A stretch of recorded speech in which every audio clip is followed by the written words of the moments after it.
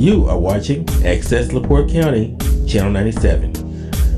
Coming up next is the August 21st, 2023 special meeting of the LaPorte County Election Board. You can find more information for this meeting by visiting www.accesslaportecounty.org. I'm going to call this meeting of the LaPorte County Election Board to order. So everyone could please rise for the Pledge of Allegiance.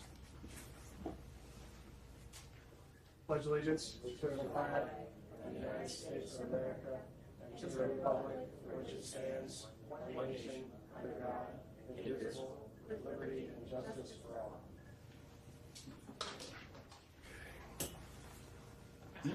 Roll call: Heather Stevens. Here. Jim McCalca. Present. And Brody Schaffner. I am present.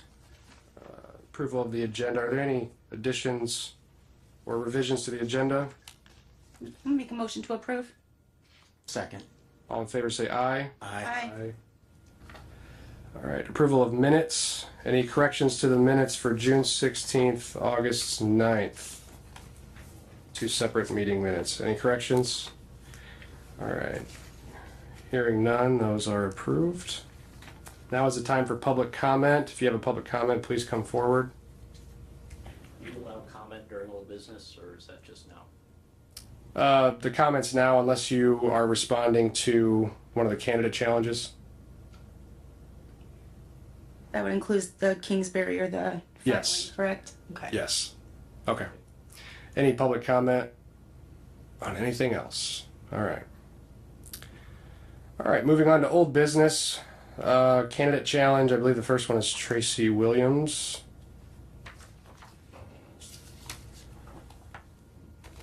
Tracy here? Tracy's not here. Okay. Someone here for her? Okay. She's on her way here. It's hard to, when you're working full time, to get here. Sure. With this short of notice. She's on her way here. Last time I texted her, she was on Pine Lake Ave. So how long does she need to be here? Because we can put this to the end. if you can push it to the end, she'd probably Yeah. be here. Yeah, Like I said, we can- she's on Pine Lake Ave. She's coming Okay, from Hampton. yeah. So Yeah. All right, we'll move on to, we'll table that then until the end of the meeting. And then candidate filing incorrectly, I'm guessing that's Kyle Kubik. All right, Mr. Kubik.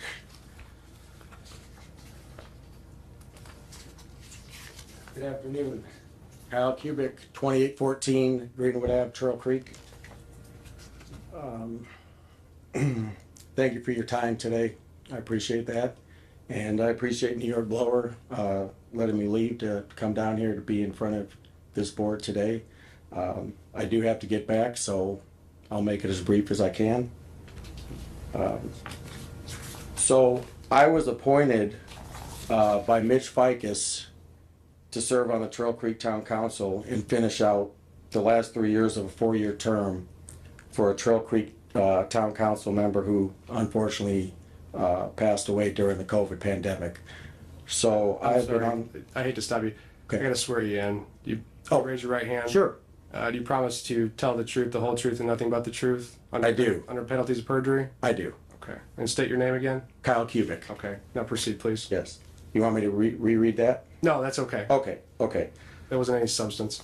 Okay, so this being the third and final year of that appointment, I had to file my candidacy to run for the Trail Creek Town Council for this upcoming election, which I did on January 27th.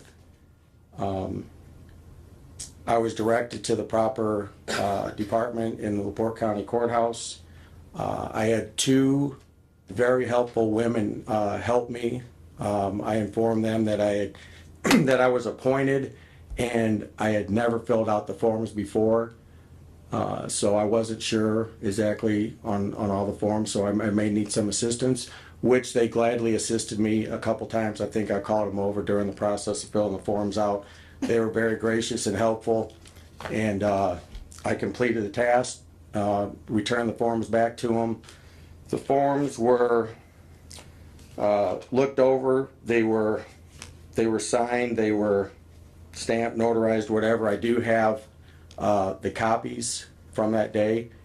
I also received a screenshot on February 4th of a printout showing all the candidates that filed for all the different positions in LaPorte County. And my name, Kyle Kubik, was on that list for Trail Creek Town Council.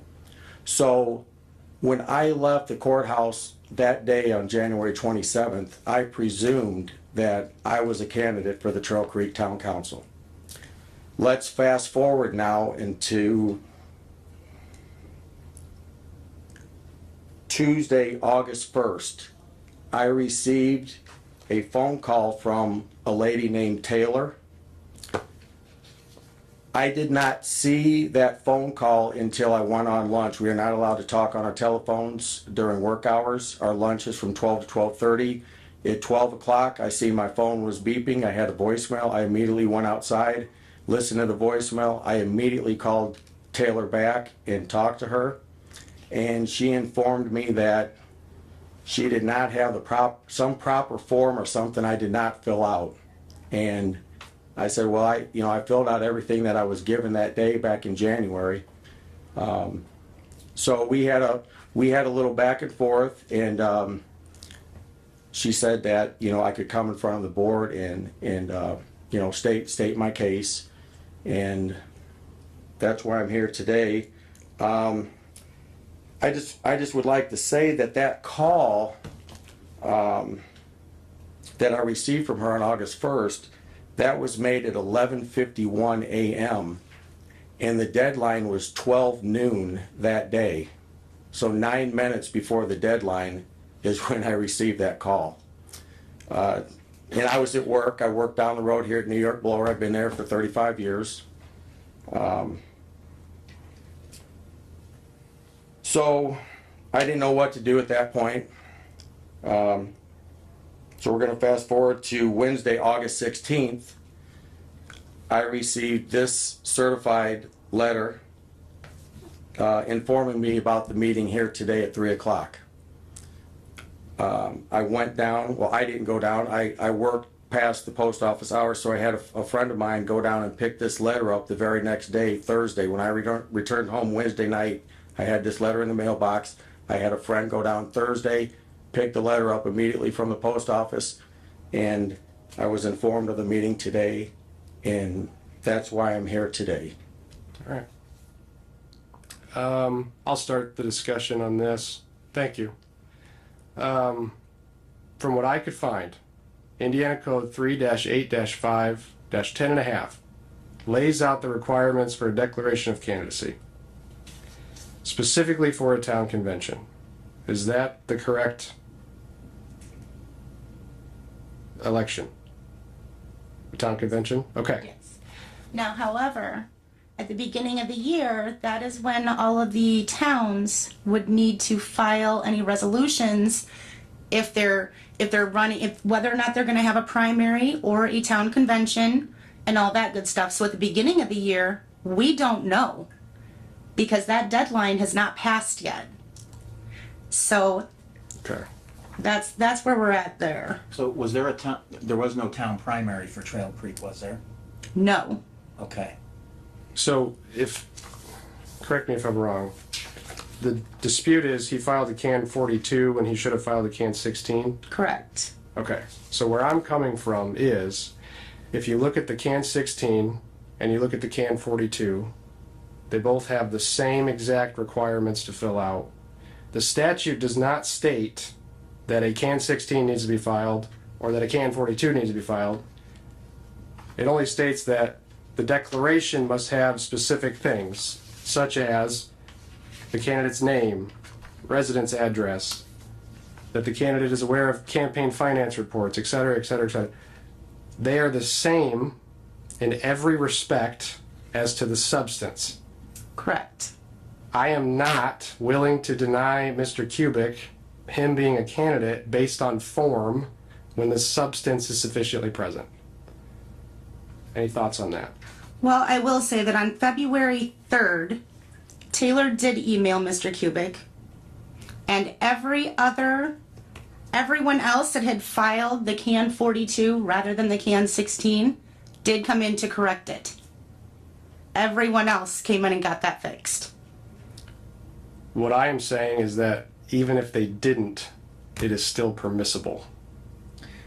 Well, the CAN 16 references the statute that you quoted, and under that statute, it says by noon, August 1st, before a municipal election, if the town nominates its candidate by convention, right? And because that's why I asked you if there was any primary, and you said no, right? Right, but at the time of the filing, we don't know. We do not know. Right, but as you approach, though, the August 1st deadline, you would know, correct? Correct. Okay. So I guess just taking a clear reading of what the statute is, if it was by town convention and not a primary, I think the form needed to be filed, because that statute does reflect this particular form, I believe. It's just my... Can you show me? It just says right here, well, it refers to, here's the form right here, CAN 16. Right, I know what the form states, but can you show me where the statute states that that specific form is required? Well, to me, the forms are printed by who? By election? Secretary of State. Secretary of State. Why would they be referencing that To statutory? assist people to make sure that a declaration has the required form per statute. What I'm saying is, he filled out another one that also meets the statute. The CAN 16 requirements are identical to the CAN 42. There is no reason we should be denying him being a candidate simply because he filed the wrong form, when they are the same in all other respects. Right. Well, Ms. Stevens, what's your opinion? I don't want to keep anybody off of a ballot, but at the same time, I think that this is going to open up a can of worms. And that's where I'm at. There are requirements, and there are filing forms for reasons. We did reach out to him, and I just, I feel like what we were told was, well, I don't check my email. And so here what I have is, and I don't want to sound, I don't want this taken, I don't want it to sound the way it's going to sound, but it's going to. So you are an elected official, not looking over the forms that you're filling out, not checking your email. I mean, we did everything that we could. Okay. Could I respond to that, please? Sure. So I filled out the forms, excuse me, that I was given that day. I had never filled out for candidacy before, so I had no idea what the forms were. I was taking, I guess, at your guys' word, the forms that you handed me were the correct forms. That's all I can do is receive the forms from you, fill them out, turn them back in, and you say you're good to go. Right. So okay, and as far as the email, I am not denying that Taylor sent me some emails. That is, I'm not debating that. But she also said that she called me. And that's where I had where I didn't agree with her on that, because the voicemail that I received from her August 1st, when she said, "This is Taylor, LaPorte County Courthouse," I actually have the voicemail if you'd like to hear it, from the elections. I called her back immediately. If there would have been a voicemail at any time prior to that saying, "This is Taylor from LaPorte County Courthouse, Board of Elections, you need to call me," I would have called her immediately. I never, ever received another voicemail other than the one I received on August 1st, 9 minutes before the deadline was up. And as far as the email, my Comcast email, I probably get 50 emails or so a day, and 95% of them are spam, just solicitations. I do have an official Town of Trail Creek email address that I use for the town for business, being a councilman. The Comcast email is just, you get, I'm sure everybody gets emails all day long, and like I said, 95% of them are just junk, spam stuff, solicitations and what have you. Could I have done a better job to look through those emails? Absolutely. But there was never any communication made directly to me where she talked to me or she left me another voicemail other than the voicemail I received on August 1st. I know that from our standpoint, it was maybe he decided not to run, because she had called, and I stood next to her when she called. I believe she was called away at the last minute to get to the counter, and that's fine, and that is why she didn't leave that voicemail the first couple. I know one of the times, but she did send that email, and that was the thought. Maybe he decided not to run. And at the last minute, I said, "Did everybody who filled out the wrong paperwork get the correct paperwork in?" And she said, "No, he hasn't." And I said, call him again. Mm-hmm. And I know it was close to the deadline, but here we were just trying to make sure that everybody had the same opportunities. Well, the voicemail worked, and this worked to Have you looked up that? to get hold of me, and I guess I think I told her this that day. I wish she would have called me. She called me Tuesday, 11:51, 9 minutes from the deadline. I asked her, why didn't she call me Monday, the day before? I could have went into work late. I could have been at the courthouse at 9 o'clock or whatever time you guys open that day on Tuesday morning. If she would have notified me on Monday, I could have been there Tuesday morning and came right up, filled the form out, and been on my way, hours before the 12 o'clock deadline. I think that if there's nothing in the statute that shows the difference, again, I don't want to keep anybody off of a ballot. That's not my goal. So I have Tracy Williams, which is next, can 16 next to the can 42.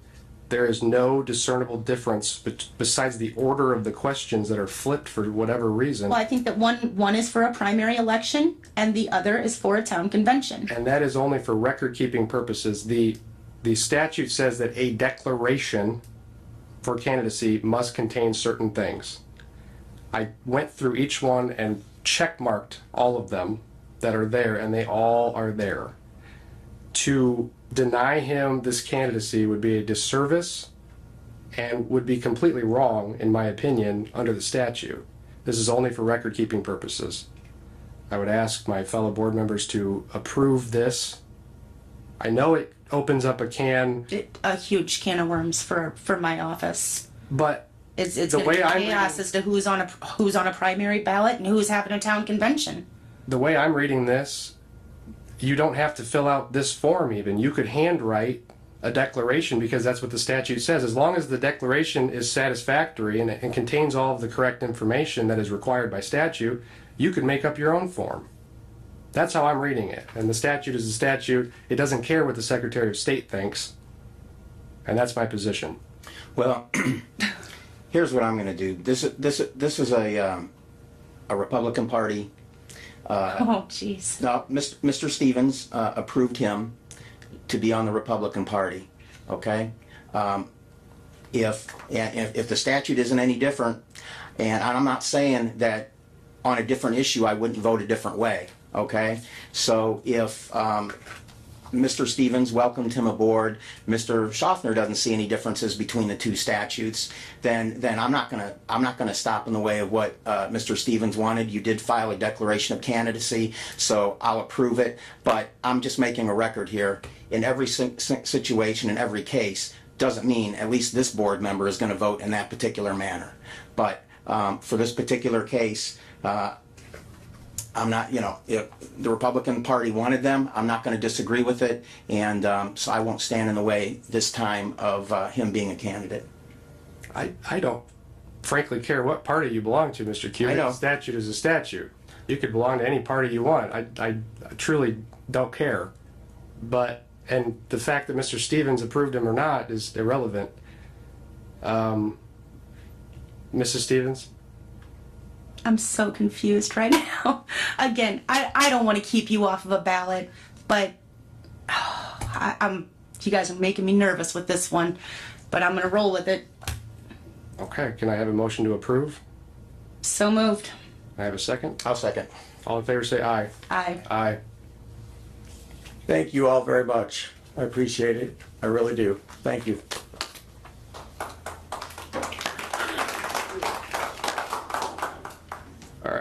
Mrs. Williams is here now.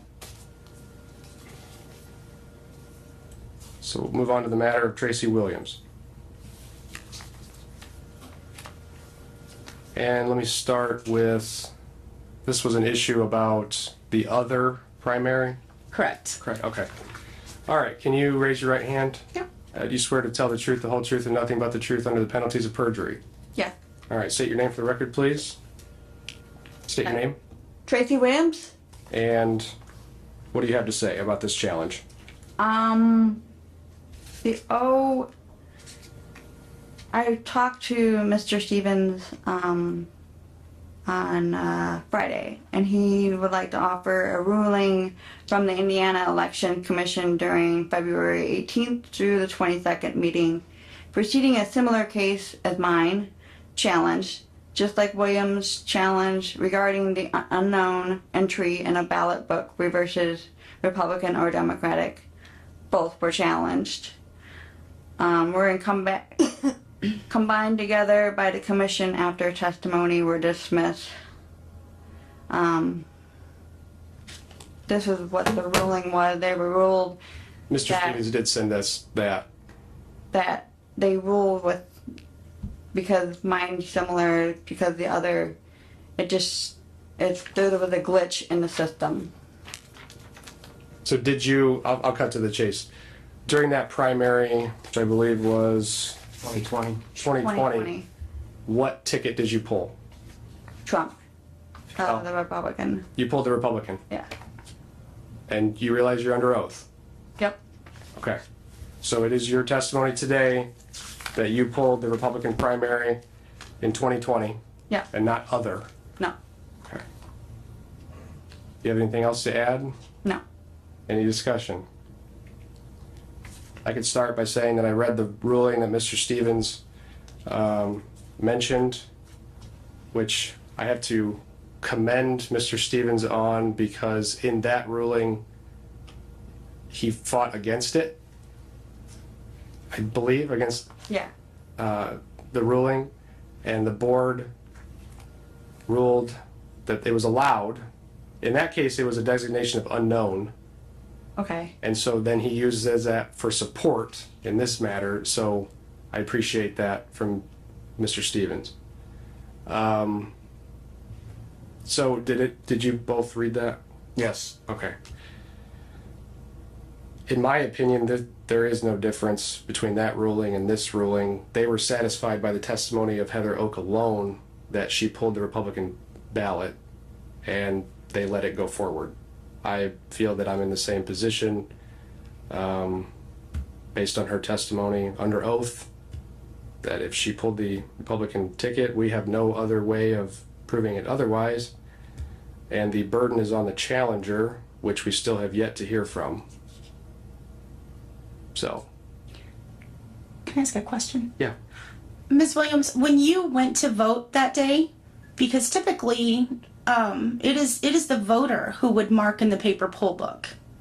So did you select other on your own? No, there was somebody there that was pushing the button. No, this was not done. This was not done on an electronic poll book. This was done with a paper poll Okay. book.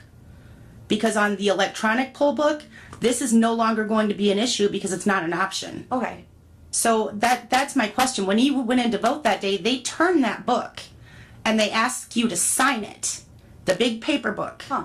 And you also select your party, which ballot you want at that time. Yeah.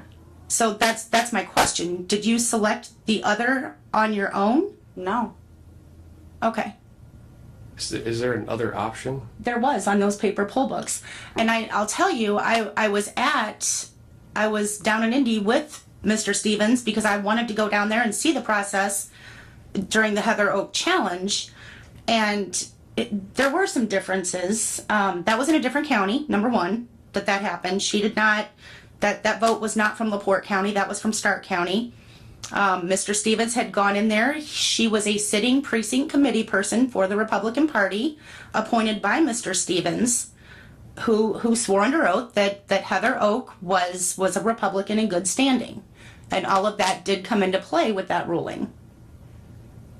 So again, I don't want to keep anybody off of a ballot, but we've got to start paying attention to what we're doing. Okay.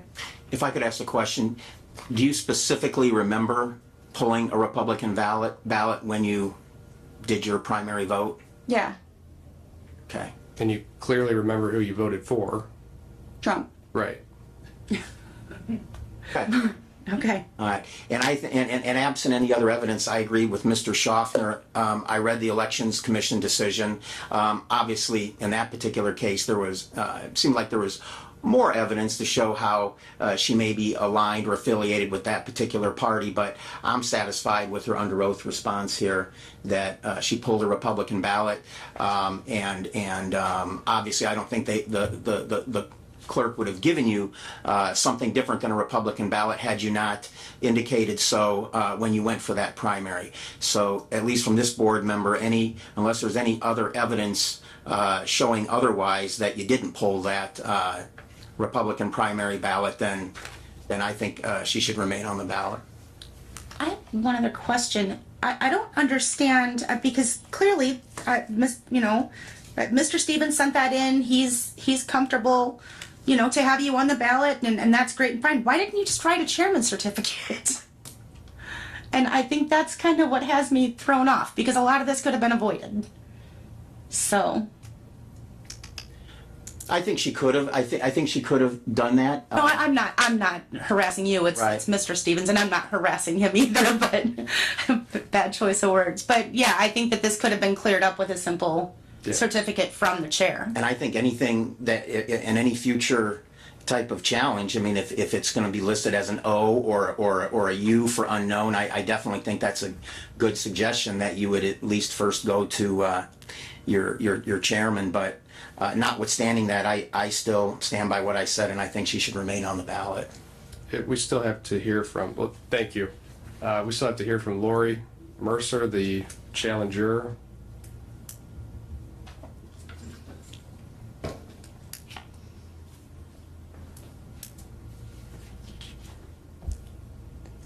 Swear to tell the truth, the whole truth, and nothing but the truth under the penalties of perjury. I do.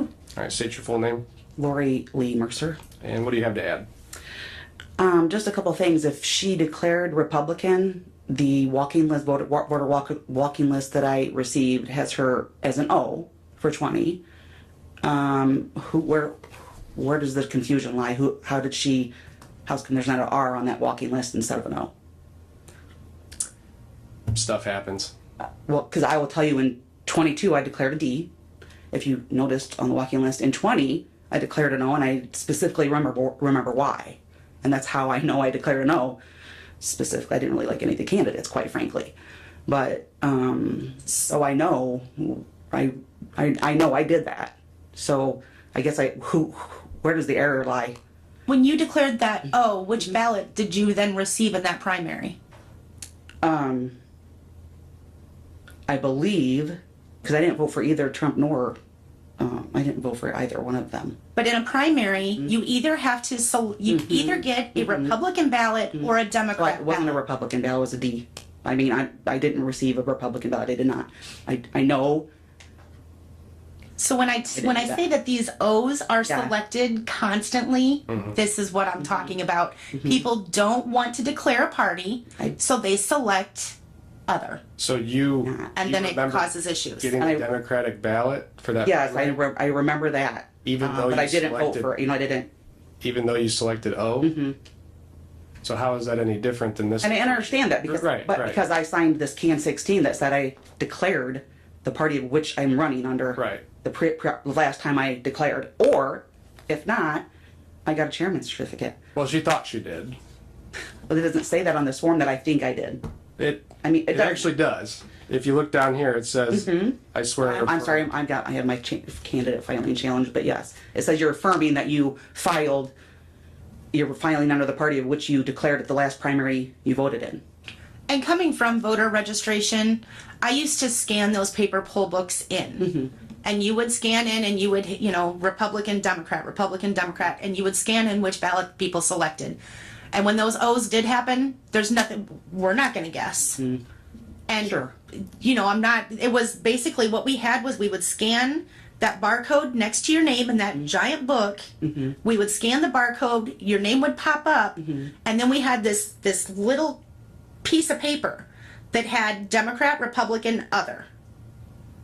And you would scan whichever. So it could have been an error on her end, it could have been a poll worker error, it could have been a voter registration error. And I can't guess it, which it was. Sure. And And the burden's on the challenger, unfortunately. I understand that. And her prior before that was a D. She hasn't declared R since 15, I believe. I just didn't know where the consistency lies. I mean, there was no chairman's certificate given, and she didn't file as, as a Republican like she had stated on the can 16. That's where I'm coming from.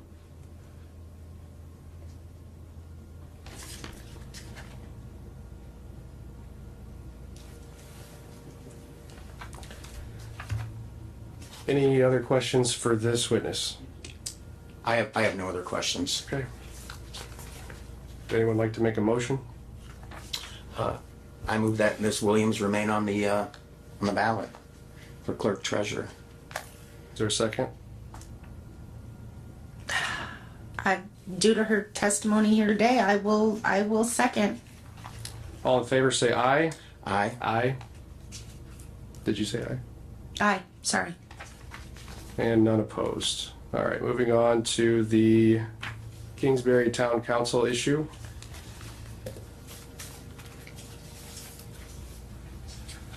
Good afternoon. I am attorney Brad Adamski. I'm the town attorney for the town of Kingsbury. We also have a majority of the board members here in the audience as well. So I don't know if you swear in attorneys or... Sure. Do you swear to tell the truth, the whole truth, and nothing but the truth under the penalties of perjury? I do. To the best of your belief. Yes. State your name for the record, please. My name is Brad Adamski, attorney at Drayton Beachy, Cerugo, and Elliott, town attorney for the town of Kingsbury. So there's not really a challenge before us, but what do you have to add? Well, I guess it is maybe needing some clarification on what the board is looking for. I know there was a question due to the unusual circumstances that there's an even number of board members or council members for the town of Kingsbury. I believe since that issue was raised, the town clerk pulled old records dating back to 1941 showing the original corporation of the town. At that time, it was set up in 4 wards. So those were the 4 representatives plus the town clerk. Obviously, statutorily, that changed to where wards are no longer relevant, I think after 2001 or somewhere in there. So they're all at-large positions, but the number of members has consistently remained 4 over the years. And then also the municipal code addresses that with the enacting provisions. There's been no action taken by the town since that time to either increase or reduce the number of members. We would say that under Indiana statute, it says specifically that there must be at least 3 members and not more than 7. I haven't been able to find anything that references an odd number. I can certainly see the reasoning for wanting an odd number, but that's not become an issue at this town in 90 years. The town clerk, per the municipal code plus per Indiana code, serves as a tiebreaker if there ever were an instance requiring a tiebreaker. The town code also talks about how majority is needed for anything, and then 3/4 is needed for certain actions. With a 4-member board, majority is always going to be 3/4. But I wasn't around when it was set up in 1941. In fact, my parents weren't around when it was set up in 1941. So that's the way it is, and that's the way it has been. So I don't know if there's anything else the board wants to address. But What did you say serves as a tiebreaker? the town clerk. I did find that under 36-5-2-8 that the town clerk is an ex officio member for the purpose of casting a deciding vote to break a tie. And under Indiana Code 36-5-1-10.1 that the town must be divided into not less than 3 but not more than 7 districts, with each district producing 1 member of the legislative body. So I think that they are kosher.